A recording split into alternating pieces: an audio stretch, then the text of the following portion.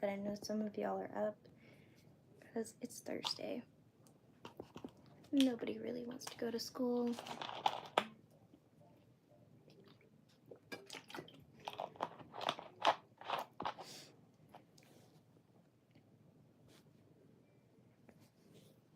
Alright, so we are going to be reading, as it said in my thumbnail, The Hate You Give. Well, I guess it would have been my caption. Anyways, let's start reading. This is one of the books I'm reading for my book club. Well, super good.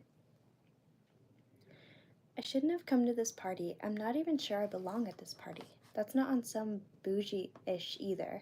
There are just some places where it's not enough to be me, either version of me. Big D's spring break party is one of those places. I squeeze through sweaty bodies and follow Kenya. Gotta move. The cat's being jinky. Alright.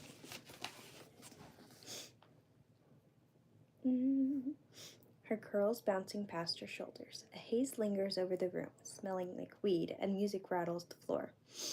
Some rapper calls out for everybody to Nene, followed by a bunch of haze as people launch into their own versions.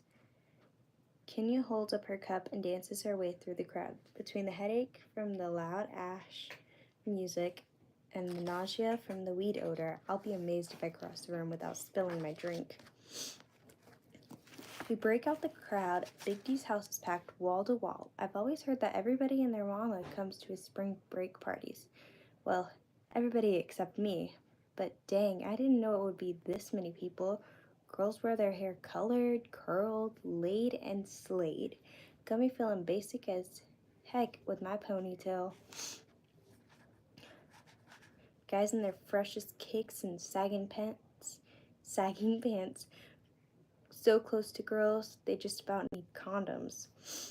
My Nana likes to say that spring brings love. Spring in Garden Heights doesn't always bring love, but it promises babies in the winter. Wouldn't be surprised if a lot of them are conceived the night of Big D's party. He always has it on the Friday of spring break because you need Saturday to recover and Sunday to repent.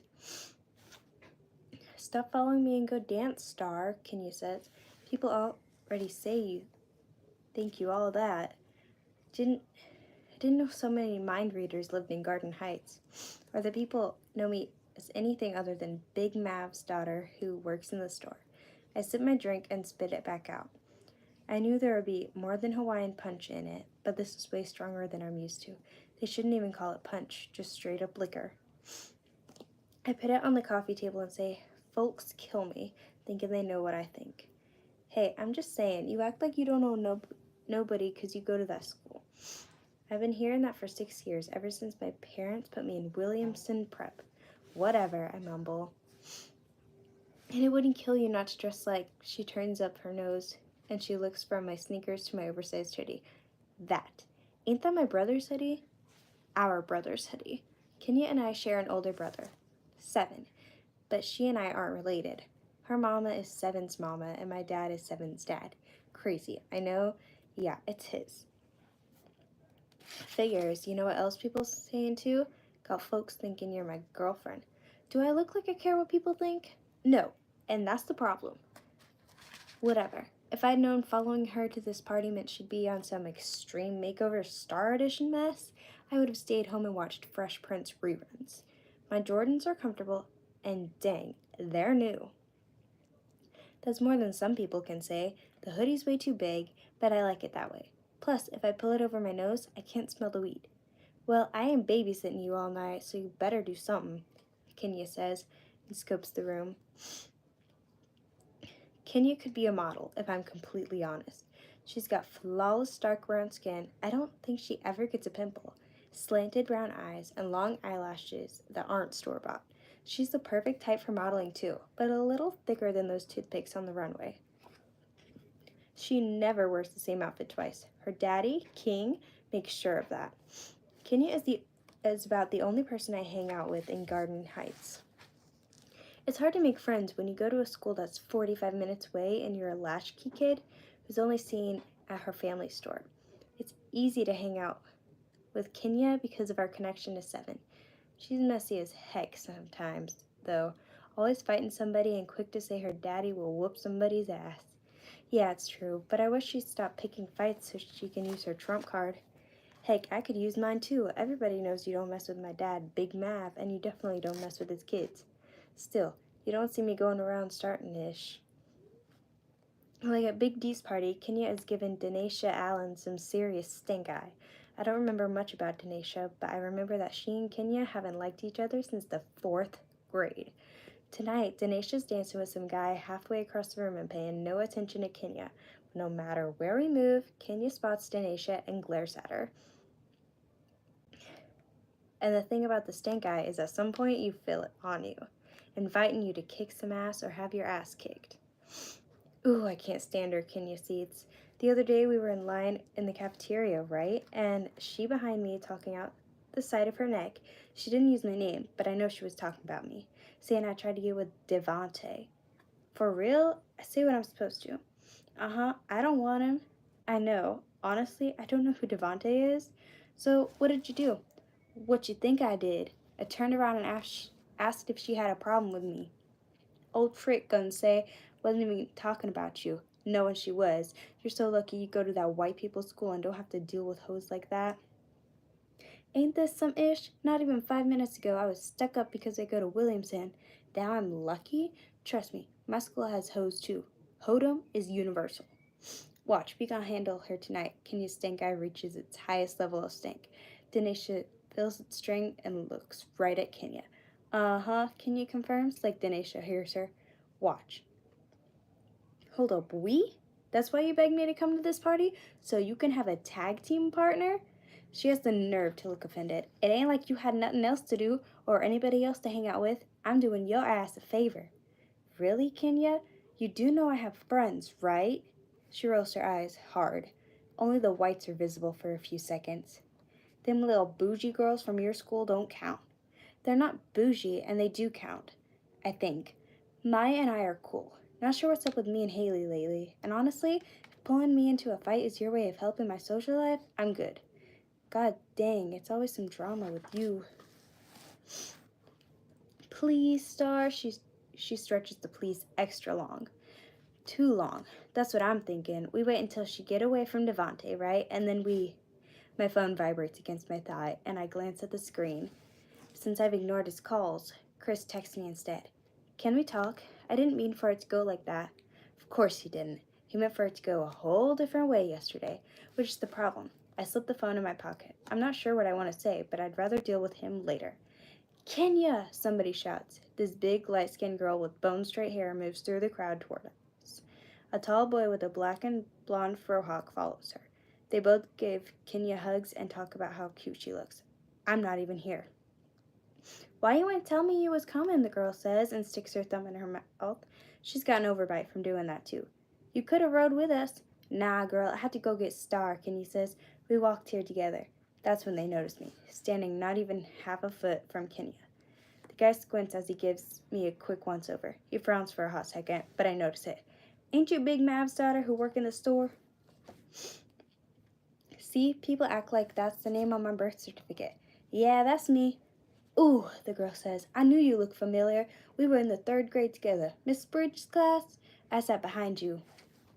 Oh, I know this is the moment I'm supposed to remember her, but I don't. I guess Kenya was right. I really don't know anybody.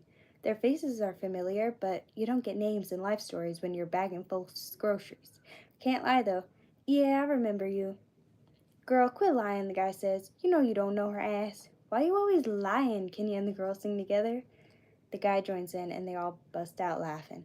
Bianca and Chance, be nice, Kenya says. This is Star's first party. Her folks don't let her go nowhere. Cut her a side-eye. I go to parties, Kenya. Have y'all seen her at any parties around here? Kenya asked him. Nope. Point made. And before you say it, little lame white kids suburb parties don't count. Chance and Bianca snicker. Dang, I wish this hoodie could swallow me up somehow. I bet they be doing Molly and ish, don't they? Chance asked me. White kids love popping pills. And listening to Taylor Swift, Bianca adds, talking around her thumb. Okay, that's somewhat true, but I'm not telling them that. Nah, actually, their parties are pretty dope. I say, one time this boy had J. Cole perform at his birthday party. Dang, for real? Chance asked. Shit, better next time invite me. I'll party with them white kids. Anyway, Kenya says loudly, we were talking about running up on Denisha, bitch over there dancing with Devante. Old trick, Bianca says. You know she been running her mouth about you, right? I was in Mr. Donald's class last week when Elia told me. Chance rolls his eyes. Ugh, Mr. Donald. You just mad he threw you out, Kenya says. Heck yeah. Anyway, Aaliyah told me, Bianca begins. I get lost again as classmates and teachers that I don't know are discussed. I can't say anything. Doesn't matter though, I'm invisible. I feel like that a lot around here. In the middle of them complaining about Denisha and their teachers, Kenya says something about getting another drink, and the three of them walk off without me. Suddenly, I'm Eve in the garden after she ate the fruit. It's like I realize I'm naked. I'm by myself at a party I'm not even supposed to be at, where I barely know anybody, and the person I do know just left me hanging. Kenya begged me to come to this party for weeks. I knew I'd be uncomfortable as heck, but every time I told Kenya no, she said, act like I'm too good for a garden party. I got tired of hearing that ish and decided to prove her wrong. Problem is, it would have taken Black Jesus to convince my parents to let them come. Now Black Jesus will have to save me if they found out I'm here. People glance over at me with that, who is this chick standing against the wall by herself like an idiot? Look, I slip my hands into my pockets. As long as I play it cool and keep to myself, I should be fine. The ironic thing is, though, at Williamson, I don't have to play it cool. I'm cool by default because I'm one of the only black kids there. I have to earn coolness in Garden Heights, and that's more difficult than buying retro Jordans on release day. Funny how it works with white kids, though. It's dope to be black until it's hard to be black. Star, a familiar voice says. The sea of people parts for him like he's a brown-skinned Moses. Guys give him daps and girls crane their necks to look at him. He smiles at me and his dimples ruin any G persona he has. Khalil is fine, no other way of putting that, and I used to take baths with him. Not like that, but way back in the day when we would giggle because he had a wee-wee and I had what his grandma called a wee-haw. Swear I wasn't perverted, though. He hugs me smelling like soap and baby powder. What's up, girl? Ain't seen you in a minute. He lets me go. You don't text nobody, nothing. Where you been? School and the basketball team keep me busy, I say. But I'm always at the store. You're the one nobody sees anymore.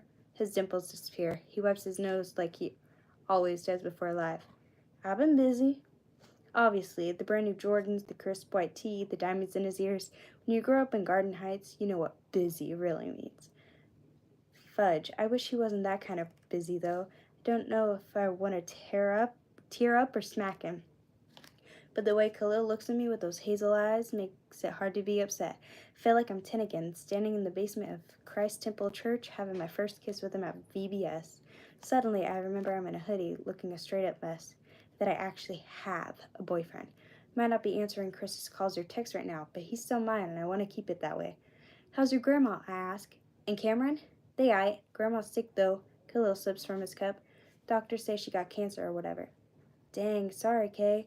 Yeah, she taking chemo. She only worried about getting a wig, though. He gives a weak laugh that doesn't show his dimples. She'll be aight. It's a prayer more than a prophecy. Is your mama helping with Cameron? Good old Star, always looking for the best in people. You know she ain't helping. Hey, it was just a question. She came in the store the other day. She looks better. For now, says Khalil. She claims she's trying to get clean, but it's the usual. She'll go clean a few weeks, decide she wants one more hit, then be back at it. But like I said, I'm good. Cameron's good. Grandma's good. He shrugs. That's all that matters.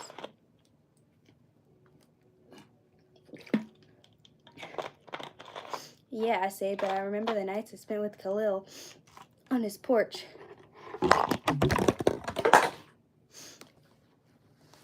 Waiting for his mama to come home. Whether he likes it or not, she matters to him too. The music changes and Drake raps from the speakers. I nod to the beat and rap along under my breath.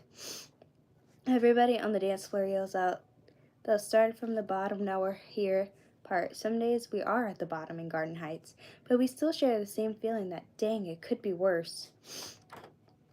Khalil is watching me. A smile tries to form on his lips, but he shakes his head. Can't believe you still love whiny-ass Drake, I gaped at him. Leave my husband alone. Your corny husband. Baby, you my everything, you all I ever wanted, Kilo sings in a whiny voice. I push him with my shoulder and he laughs, his drink splashing over the sides of the cup. You know that's what he sounds like. I flip him off. He puckers his lips and makes a kissing sound. All these months apart, and we've fallen back into normal like it's nothing. I gotta get my drink, guys.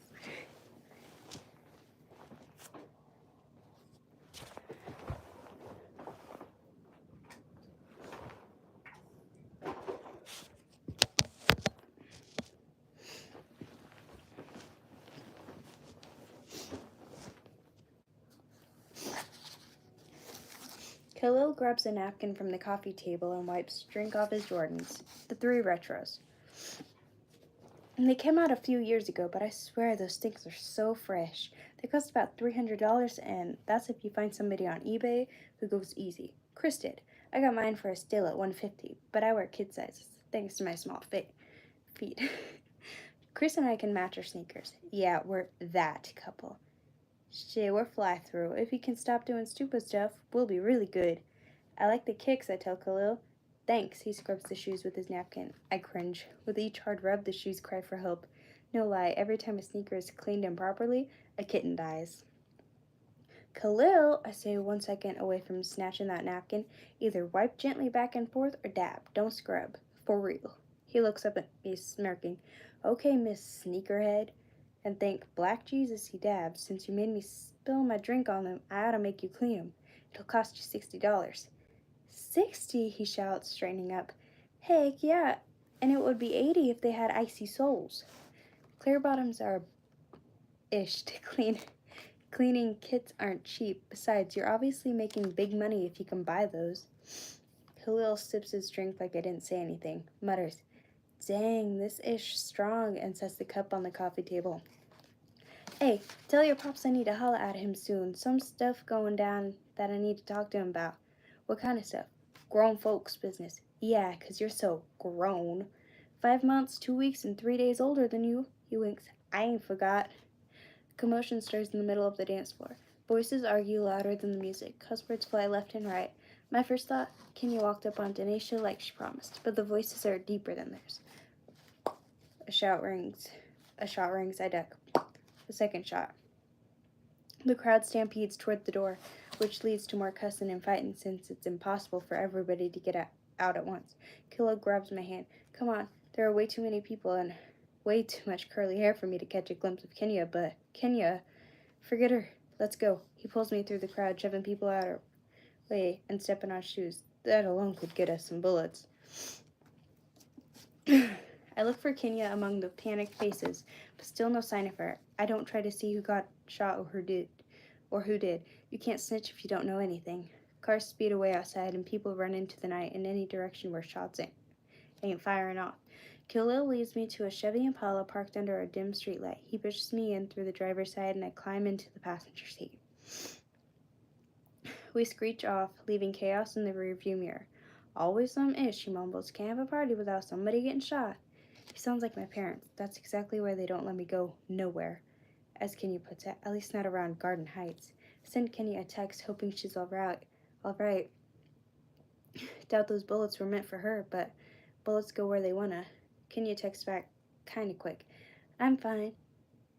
I see that ish though. About to handle her ass. Where you at? Is this chick for real? We just ran for our lives and she's ready to fight? I don't even answer that dumb-ish. Khalil's Impala is nice. Not at all flashy like some guys' cars. I didn't see any rims before I got in, and the front seat has cracks in the leather, but the interior is a tacky lime green, so it's been customized at some point. I pick out a crack in the seat. Who you think got shot? Khalil gets his hairbrush out the compartment on the door. Probably a king lord, he says, brushing the sides of his fade. Some garden disciples came in when I got there. Something was bound to pop off. I nod. Garden Heights has been a battlefield for the past 2 months over some stupid territory wars. I was born a queen because Daddy used to be a king lord, but when he left the game, my street royalty status ended. But even if I'd grown up in it, I wouldn't understand fighting over streets nobody owns. Khalil drops the brush on the door and cranks up his stereo, blasting an old rap song Daddy had played a million times. Hi, friend. Why you always listening to that old stuff? Man, get out of here. Tupac was the truth. Yeah, 20 years ago. Nah, even now, like, check this. He points to me, which means he's about to go into one of his Khalil's philosophical moments. Pac said thug life stood for the hate you give little infants, F's everybody. I raised my eyebrows. What? Listen, the hate you, the letter U, give little infants, F's everybody. THUGLIFE, meaning what society gave us as youth bites them in the ass when we wild out. Get it? Dang, yeah. See, told you he was relevant. He nods to the beat and raps along. But now I'm wondering what he's doing to F everybody. As much as I think I know. I hope I'm wrong. I need to hear from him. So why have you been really busy? I ask. A few months ago, Daddy said you quit the store. Haven't seen you since. He scoots closer to the steering wheel. Where do you want me to take you? Your house or the store? Khalil, your house or the store? If you're still on that stuff, mind your business, Star. Don't worry about me. I'm doing what I gotta do. Bullshit. You know my dad will help you out. He wipes his nose before he sigh. I don't need help from nobody, okay? That little minimum wage job your pops gave me didn't make nothing happen. I got tired of choosing between lights and food. Thought your grandma was working. She was. When she got sick, them clowns at the hospital claimed they'd work with her. 2 months later, she was pulling her load on the job, 'cause when you're going through chemo, you can't pull big ash garbage bins around. They fired her. He shakes his head. Funny, huh? The hospital fired her 'cause she was sick. It's silent in the Impala except for Tupac asking, who do you believe in? I don't know. My phone vibrates again, probably either Chris asking for forgiveness or Kenya asking for backup against Denisha. Instead, my big brother's all caps text appear on the screen. I don't know why he does that. He probably thinks it intimidates me. Really annoys the heck out of me. Where are you? You and Kenya better not be at that party. I heard somebody got shot. The only thing worse than protective parents is protective older brothers. Even Black Jesus can't save me from 7. Kilo glances over at me. 7, huh? How'd you know? 'Cause you always look like you want to punch something when he talks to you. You remember that time at your birthday party when he kept telling you what to wish for? And I popped him in the mouth? And I popped him in his mouth. Then Natasha got mad at you for telling her boyfriend to shut up, Kilo says, laughing. I roll my eyes. She got on my nerves with her crush on 7. Half the time I thought she came over just to see him.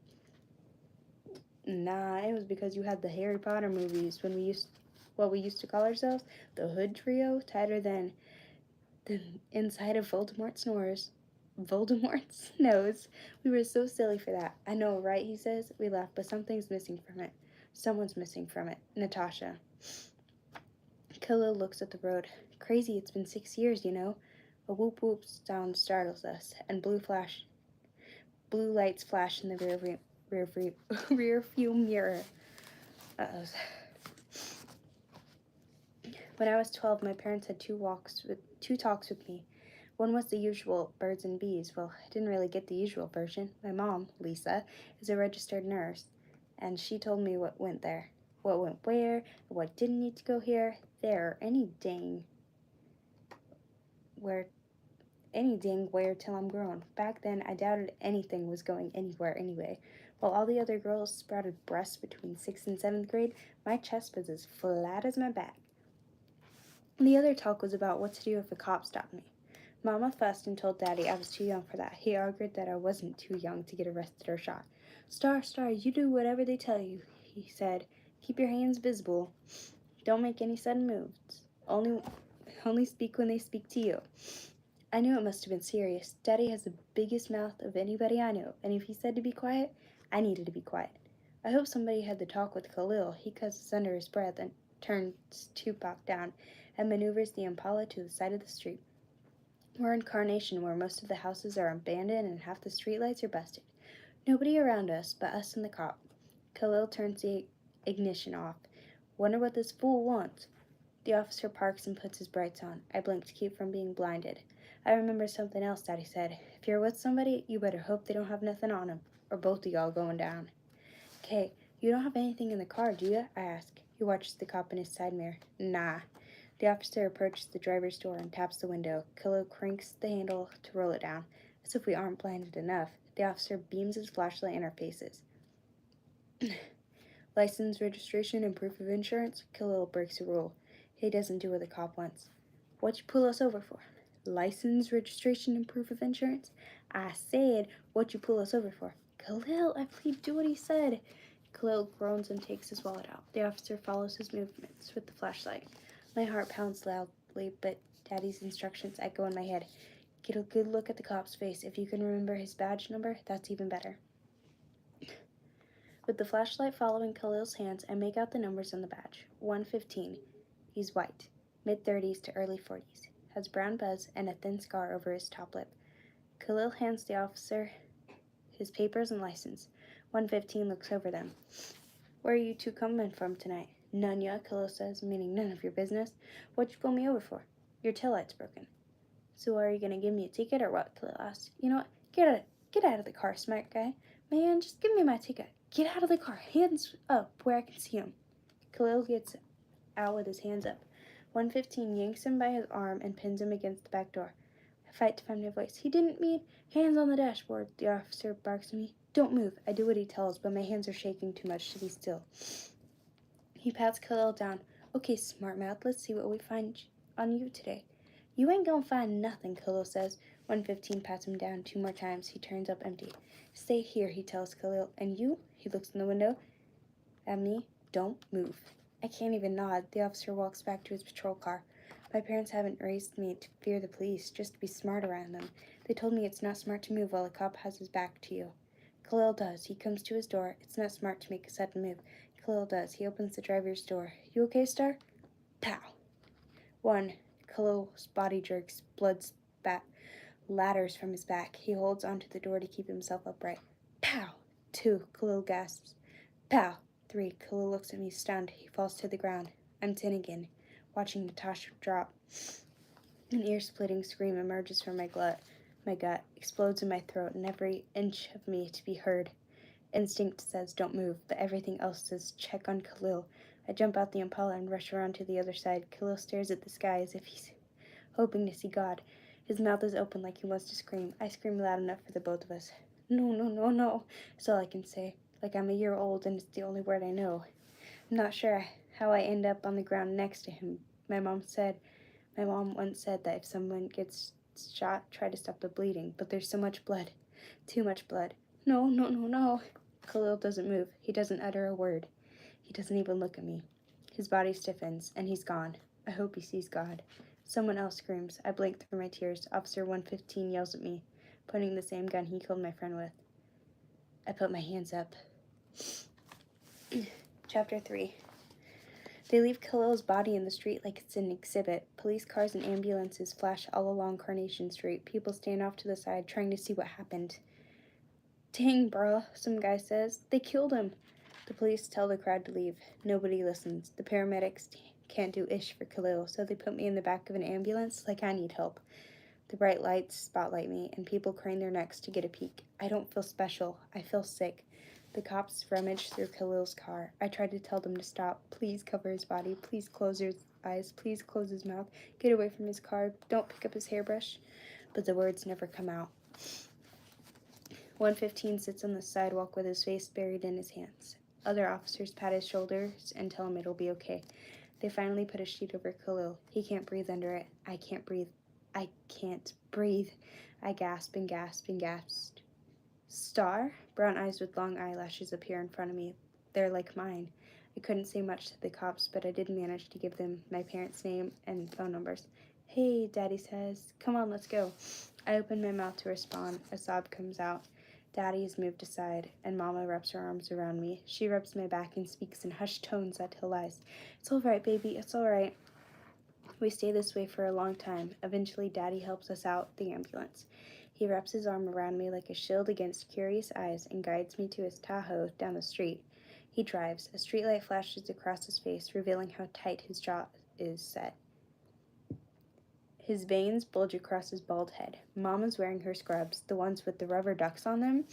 She did an extra shift at the emergency room tonight. She wipes her eyes a few times, probably thinking about Khalil or how that could have been me lying in the street. My stomach twists. All of that blood, and it came out of him. Some of it is on my hands, on Seven's body. Hey, Og, you're not in the bathroom.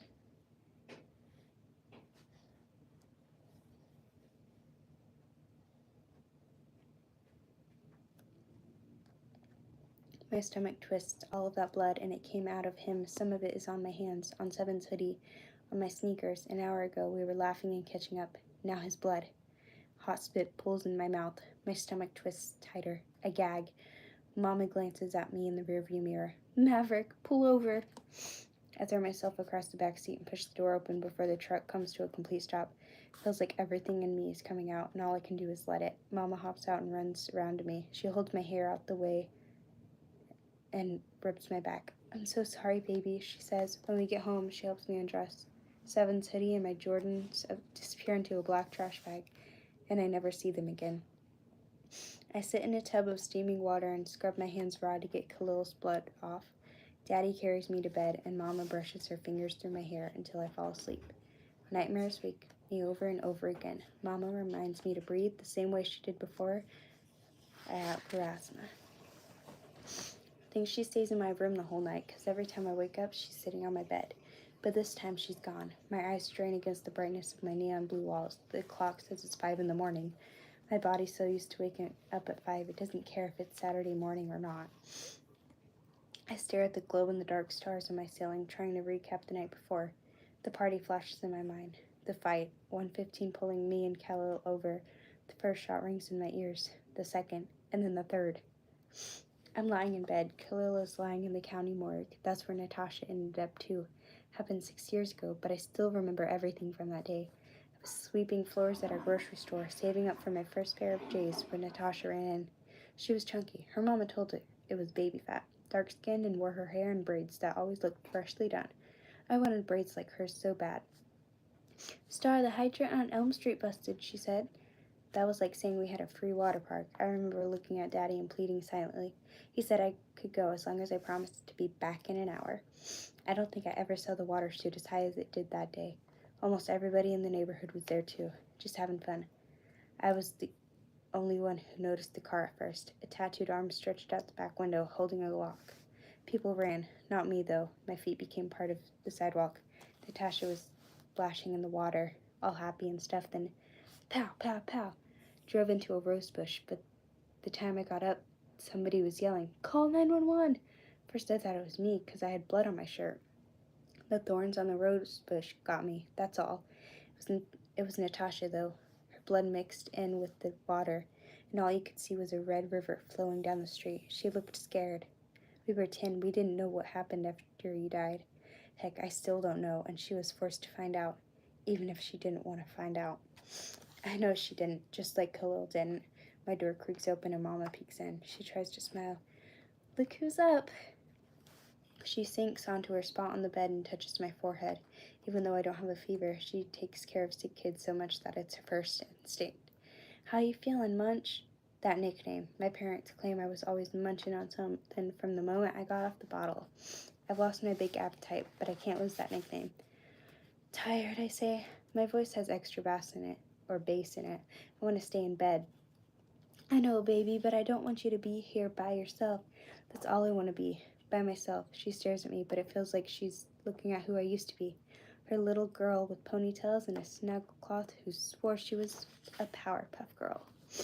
It's weird, but also kind of like a blanket I want to get wrapped up in. I love you, she says. I love you too. She stands and holds her hand out. Come on, let's get you something to eat. We walk slowly to the kitchen. Black Jesus hangs from the cross in a painting on the hallway wall, and Malcolm X holds a shotgun and a photograph next to him.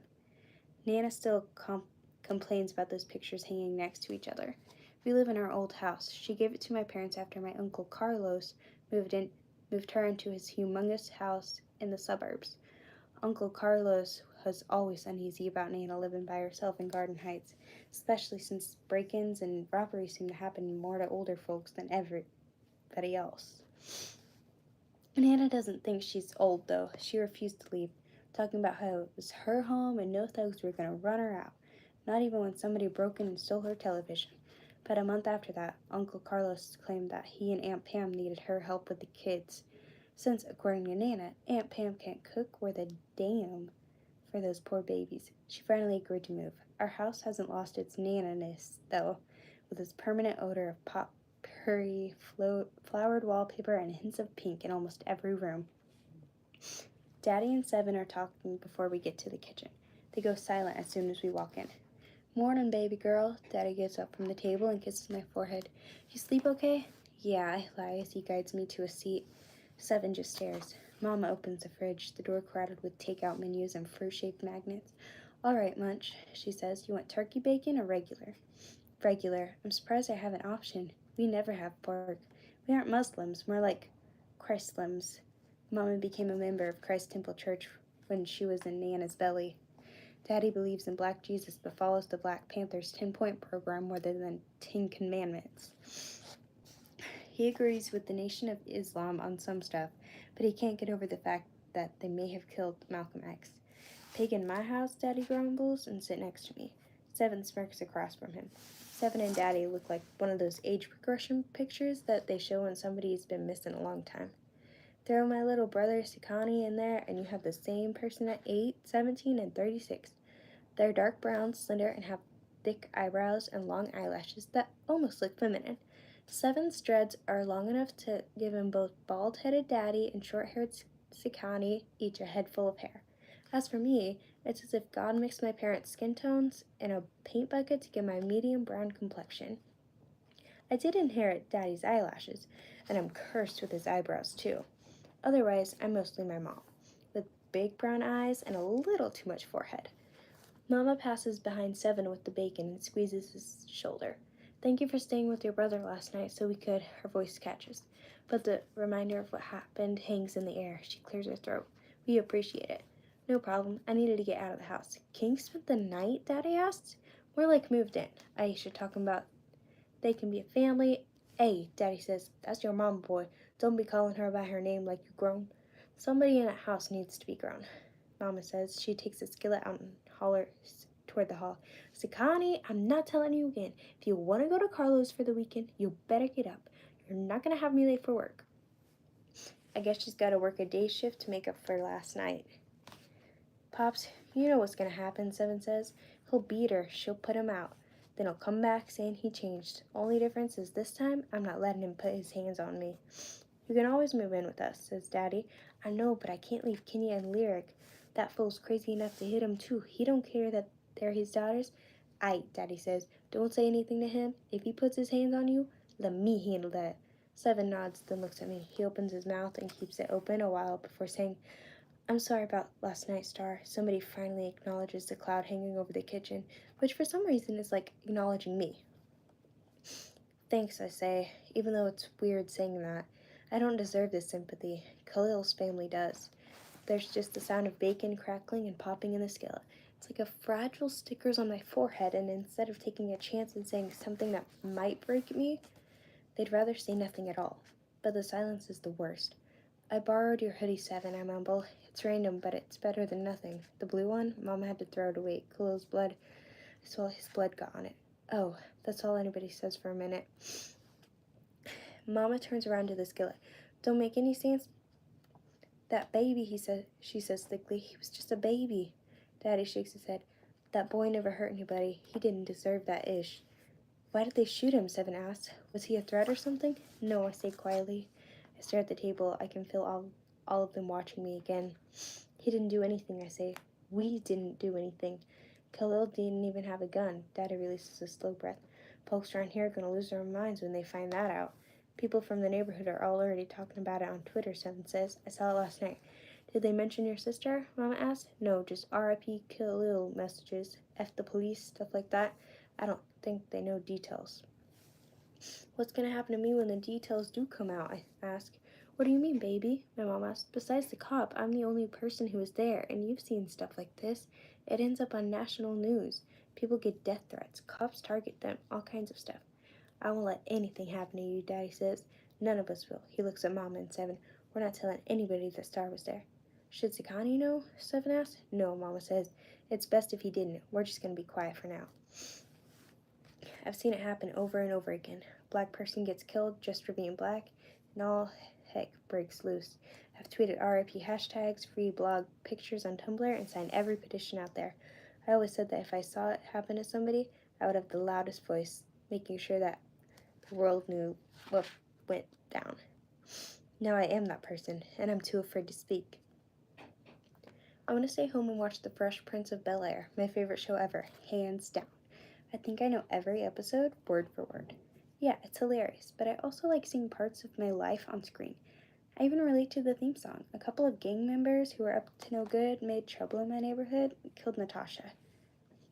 My parents got scared, and although they didn't send me to my aunt and uncle in a rich neighborhood, they did send me to a bougie private school. I just wish I could be myself at Williamson like Will was himself in Bel-Air. I kind of want to stay home so I can rerun Chris's calls too. After last night, I feel so stupid to be mad at him. Or I could call Haley and Maya, those girls Kenny claims that don't count as friends. I guess I can see why she says that. I never invite them over. Why would I? They live in mini mansions. My house is just mini. I made the mistake of inviting them to a sleepover in 7th grade. Mama was going to let us do our nails, stay up all night and eat as much pizza as we wanted. It was going to be as awesome as those weekends we had at Haley's, the ones we still have sometimes. I invited Kenya too, so I could finally hang out with all 3 of them. Haley didn't come. Her dad didn't want her spending the night in the ghetto. I overheard my parents say that. Maya came, but ended up asking her parents to come get her that night. There was a drive-by around the corner, and the gunshots scared her. That's when I realized Williamson is one world and Garden Heights is another, and I have to keep them separate. It doesn't matter what I'm thinking about doing today, though. My parents have their own plans for me. Mama tells me I'm going to the store with Daddy. Before Seven leaves for work, he comes to my room in his Best Buy polo and khakis and hugs me. Love you, he says. See, that's why I hate it when somebody dies. People do stuff they wouldn't usually do. Even Mama hugs me longer and tighter with more sympathy than just because in it. Scotty, on the other hand, steals bacon off my plate, looks at my phone, and purposely steps on my foot on his way out. I love him for it. I bring a bowl of dog food and leftover bacon outside to our pit bull Brooks. Daddy gave him his name because he's always been as heavy as some bricks. As soon as he sees me, he jumps and fights to break free from his chain. And when I get close enough, his hyper butt jumps on my legs, nearly taking me down. Yeah, I say. He crouches onto the grass and stares up at me, whimpering with wide puppy dog eyes. The Brooks version of an apology. I know pit bulls can be aggressive, but Brooks is a baby most of the time. A big baby. Now, if somebody tries to break in our house or something, they won't meet the baby Brooks. While I feed Brooks and refill his water bowl, Daddy picks bunches of collard greens from his garden. He cuts roses that have blooms as big as my palms. Daddy spends hours out here every night, planting, tilling, and talking. He claims a good garden needs good conversation. About 30 minutes later, we're riding in his truck with the windows down. On the radio, Marvin Gaye asks what's going on. It's still dark out. The sun peeks through the clouds, and hardly anybody is outside. This early in the morning, it's easy to hear the rumbling of 18-wheelers on the freeway. Daddy hums to Marvin, but he couldn't carry a tune if it came in a box. He's wearing a Lakers jersey and no shirt underneath, revealing tattoos all over his arms. One of my baby photos smiles back at me, permanently etched on his arm with something to live for, something to die for, written beneath it. Seven and Sakani are on his other arm with the same words beneath them. Love letters in the simplest form. You want to talk about last night some more, he asked. Nah, whenever you wanna. Another love letter in the simplest form. We turn onto Marigold Avenue, where Garden Heights is waking up. Some ladies were wearing floral headscarves came out of the laundromat, carrying big baskets of clothes. Mr. Rubin unlocks the chains on his restaurant. His nephew Tim, the cook, leans against the wall and wipes sleep from his eyes. Miss Yvette yawns as she goes into her beauty shop. The lights are on at Top Shelf Spirits and Wine, but they're always on. Ooh.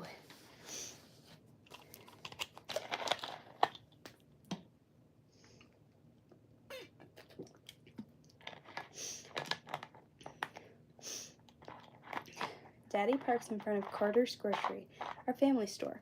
Daddy bought it when I was 9 after the former owner, Mr. Wyatt, was the only person left Garden Heights to go sit on the beach all day. Watching Pretty Woman. Mr. White's words, not mine. Mr. White was the only person who would hire Daddy when he got out of prison, and he later said that Daddy was the only person he trusted to run the store. Compared to the Walmart on the east side of Garden Heights, our grocery is tiny. White painted metal bars protect the windows and doors. They make the store resemble a jail. Mr. Lewis from the barber shop next door stands out front, his arms folded over his big belly. He sets his narrowed eyes on Daddy. Daddy says, "Here we go." We hop out. Mr. Lewis gives some of the best haircuts in Garden Heights.